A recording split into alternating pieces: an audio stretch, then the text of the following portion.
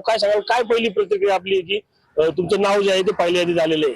पक्षप्रमुख आदरणीय उद्धव साहेब आणि माननीय संजय राऊत साहेब असतील, सचिन आयर साहेब असतील, यांनी जो माझ्यावरती विश्वास टाकला आणि या विश्वासाच्या जोरावरती माझ्यावर हा विश्वास टाकून जी लोकसभेची मला उमेदवारी या ठिकाणी दिलेली आहे, त्याची जे परंपरा या मावळ लोकसभा मतदारसंघाची राहिलेली आहे की हा गड शिवसेनेचा आहे आणि निश्चितच हा गड पुन्हा एकदा शिवसेना उद्धव बाळासाहेब ठाकरे या पक्षाला मिळेल. महाविकास आघाडीचा उमेदवार निश्चित प्रचंड बहुमताने निवडून येईल. मागील वेळेस आपण पाहिलं तर तुमचे विरोधक श्रीरंग बारणे जे आहे तुम्हाला म्हणले होते की वाघेरेंना ठाव ठिकाणा माहित नाही मावळचा. आता त्यात उमेदवारी जाहीर झाली, कसं काय उमेदवारी जाहीर झाली?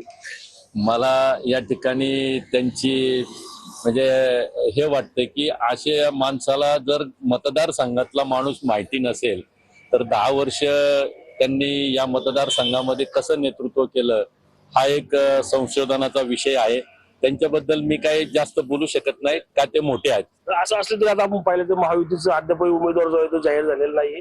श्रीरंग बारणे भाजपकडून लढतील अशा देखील चर्चा अद्याप सुरूच आहेत. काय तुम्हाला काय वाटते त्यात? हा त्यांचा प्रश्न आहे. मी याच्यामध्ये जास्त बोलू शकत नाही, कारण की जो उमेदवार समोर कोण येईल त्याच्यानंतर आपण त्या बाबतीमध्ये बोलूया. रणजित जाधव, TV9 मराठी, पिंपरी चिंचवड.